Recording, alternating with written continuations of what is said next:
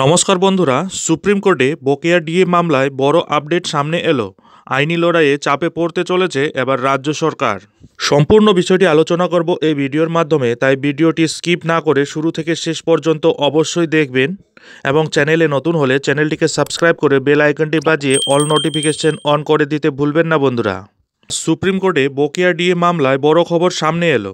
মাঝে ডিএ মামলার পরিপ্রেক্ষিতে বড় একটি আপডেট জানা গেল। রিপোর্টে দাবি করা হয়েছে মহার্ঘ ভাতার আইনি লড়াইয়ে নামতে চলেছে বিজেপি। বকেয়া মহার্ঘ ভাতা সংক্রান্ত মামলার শুনানি বারংবার পিছিয়েছে সুপ্রিম কোর্টে। সম্প্রতি এই মামলার দ্রুত শুনানির জন্য দায়ের করা হয়েছিল আবেদন, তবে সেই আবেদনও খারিজ হয়েছে। আগামী 4 এবং 5ই ফেব্রুয়ারি বকেয়া ডিএ মামলার শুনানি হওয়ার কথা রয়েছে। এই আবহে রাজ্যের বিরোধী দলনেতা শুভেন্দু অধিকারী দাবি করেছেন বিজেপির পক্ষ থেকে দুজন সিনিয়র আইনজীবী সুপ্রিম কোর্টে হাজির থাকবেন ডিএ মামলার পরবর্তী শুনানির দিনে। জানা গেছে শুভেন্দু অধিকারী নাকি বলেছেন, ডিএ নিয়ে সংগ্রামী যৌথ মঞ্চ যে আন্দোলন করছে সেখানে আমাকে ডাকা হয়েছিল, কিন্তু আমি যেতে পারিনি। তবে আমাদের তরফে রুদ্রনীল ঘোষ গিয়েছিলেন, তারা মাঠে ময়দানে লড়েছেন।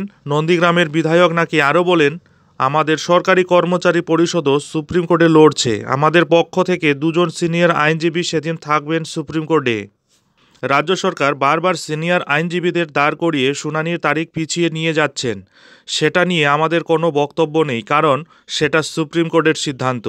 প্রসঙ্গত উল্লেখ্য, গত 2022 সালের 20 মে হাইকোর্ট নির্দেশ দিয়েছিল যে 3 মাসের মধ্যে রাজ্য সরকারি কর্মচারীদের বকেয়া ডিএ মিটিয়ে দিতে হবে রাজ্য সরকারকে। সেই রায়কে চ্যালেঞ্জ করে রিভিউ পিটিশন দাখিল করেছিল রাজ্য সরকার। তারই মধ্যে রাজ্যের বিরুদ্ধে আদালত অবমাননার মামলা দায়ের করেছিল 3টি রাজ্য সরকারি কর্মচারী সংগঠন।